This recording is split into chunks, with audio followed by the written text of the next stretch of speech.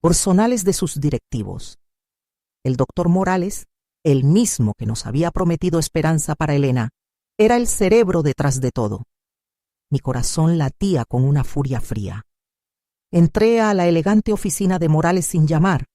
La puerta rechinó al abrirse de golpe. Él, un hombre pulcro y de sonrisa cínica, levantó la vista de sus papeles, su expresión de sorpresa rápidamente reemplazada por una irritación fingida. «Joven, ¿no sabe tocar?», espetó, intentando recuperar su compostura. No le di tiempo. Lancé sobre su escritorio una carpeta gruesa, llena de documentos y fotografías. «Sé mucho más de lo que cree, doctor Morales», respondí. Mi voz apenas un susurro cargado de veneno. Sus ojos se fijaron en las imágenes, las fotos de mujeres que yo había encontrado en el historial de la tarjeta de crédito, fotos que no tenían nada que ver con el tratamiento de mi madre, Elena. Su rostro palideció, la sangre se le drenó por completo. Intentó balbucear una excusa, pero lo interrumpí. ¿Cree que soy estúpido? ¿Que no me daría cuenta de cómo usan las tarjetas de crédito de pacientes desesperados para financiar sus lujos y sus pasatiempos? Señalé las fotos, la voz subiéndome por la garganta. Él se levantó intentando parecer imponente, pero su mirada ya delataba el miedo. «Esto es una difamación, joven. Lo haré arrestar», amenazó, su voz temblorosa. Saqué mi teléfono ya grabando. «Adelante.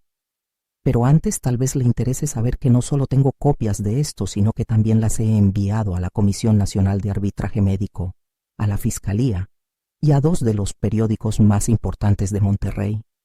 Y no solo estas fotos, sino también los estados de cuenta falsificados y los reportes de desvío de fondos. Todo con la firma de usted, doctor Morales, y la de sus cómplices». El aire se hizo denso. El color abandonó su rostro por completo. Se desplomó en su silla, sus ojos fijos en la pantalla de mi teléfono. «¿Qué quiere?», preguntó con voz ronca, la arrogancia completamente desvanecida. «Quiero justicia para mi madre, Elena, y para todas las familias a las que han desangrado», respondí, mi corazón latiendo con una mezcla de triunfo y tristeza. Le presenté mis condiciones: el reembolso total de cada peso que habíamos pagado, una disculpa pública y la garantía de que él y sus socios enfrentarían todo el peso de la ley. No había espacio para la negociación. La batalla estaba ganada, pero la victoria se sentía amarga, teñida por el sufrimiento de Elena. La noticia de mi denuncia se esparció como pólvora. El doctor Morales, con su reputación hecha trizas y sus inversiones en riesgo, se vio obligado a ceder. La disculpa pública fue humillante para él, un trago amargo que saboreé con una mezcla de satisfacción y vacío. Verlo leer un comunicado redactado por mis abogados, admitiendo su negligencia y prometiendo una compensación, fue la culminación de meses de lucha. Cada palabra era un golpe para su ego, cada frase una victoria para Elena y para mí. La indemnización, una suma considerable que cubriría no solo los gastos médicos pasados, sino también un fondo para el futuro de Elena, fue depositada en nuestra cuenta. Era la justicia monetaria, el reconocimiento de que su codicia había tenido un precio. Pero el dinero no podía borrar el dolor. La imagen de mi madre, con los ojos vidriosos por las noches, incapaz de dormir por las secuelas de la operación fallida, me perseguía. El juicio público, la exposición mediática de su enfermedad y de nuestra humilde situación, había sido una carga más para ella. Elena, mi pilar de fortaleza, se había encogido. Sus sonrisas eran más escasas, sus palabras más quedas.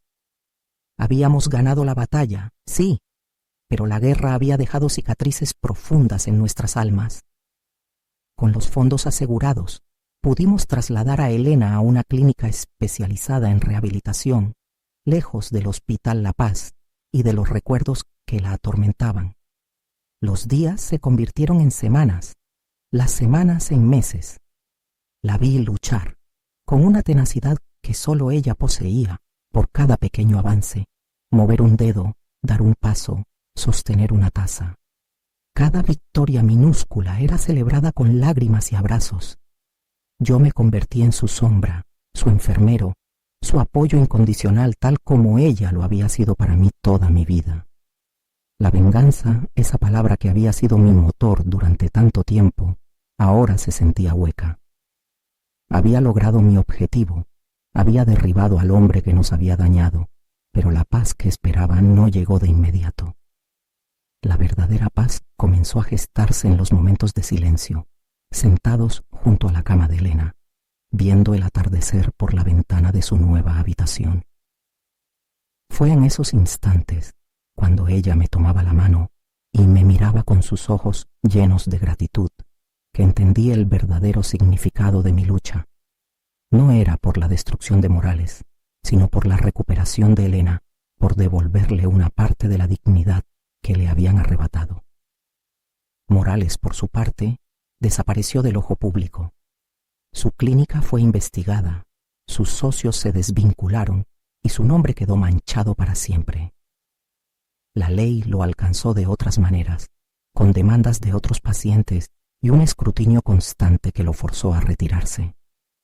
Su imperio se desmoronó, no por mi mano directamente, sino por la verdad que yo había desenterrado.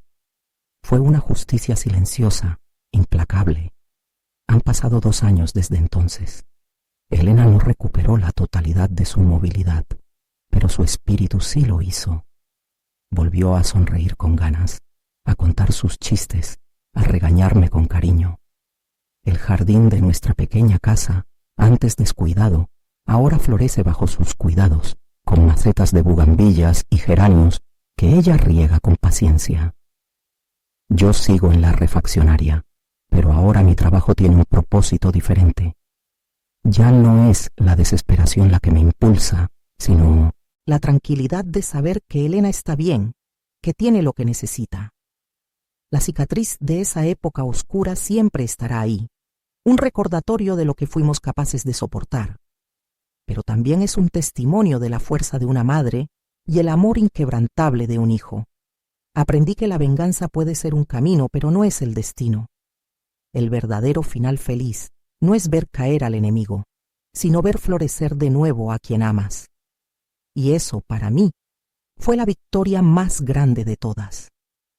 Me quedé ahí, en el bullicioso zócalo con el sobre aún en mis manos temblorosas. La gente pasaba a mi lado, ajena a la tormenta que se desataba dentro de mí. Las fotos de mi madre con ese hombre, una vida que yo desconocía por completo, se habían convertido en la pieza final de un rompecabezas macabro. La rabia inicial, el resentimiento que me había carcomido por años, se transformó en una punzada de dolor tan profunda que me dejó sin aliento. Mi madre, la mujer que siempre había parecido tan frágil, tan dependiente, había vivido una doble vida. El peso de la verdad era aplastante. No era solo el dinero, no era solo la traición, era la mentira, la fachada que había mantenido durante tanto tiempo. Mi mente regresó a todas las veces que la había defendido, que había trabajado doble para pagar sus deudas, que había puesto su bienestar por encima del mío. Cada sacrificio, cada desvelo, ahora se sentían como un puñal. La justicia que buscaba ya no era solo económica, era una necesidad de confrontar la realidad, de desmantelar la ilusión que había construido mi vida. Decidí que no podía seguir viviendo en esa ignorancia. Fui a su casa, el mismo lugar donde había crecido, donde los recuerdos de una infancia supuestamente feliz ahora se sentían contaminados. La confrontación fue inevitable. Sus ojos se abrieron en pánico cuando le mostré las fotos. Las negaciones iniciales, las lágrimas de cocodrilo, todo se desmoronó bajo el peso de la evidencia. Le hablé de cada peso que había gastado, de cada sacrificio, de la tarjeta de crédito que abrí por ella y que me llevó a este descubrimiento. Su silencio fue mi respuesta. No hubo arrepentimiento genuino, solo una resignación amarga. En ese momento entendí que no podía esperar una disculpa que sanara mis heridas. La paz no vendría de su contrición, sino de mi propia liberación. No le grité, no la humillé. Simplemente le dije que había terminado, que ya no cargaré con su peso ni con sus mentiras. La dejé con la verdad desnuda, la misma verdad que me había liberado a mí. Desde ese día, la vida cambió. Las deudas de mi madre dejaron de ser mis deudas. El rencor se transformó en una distancia necesaria.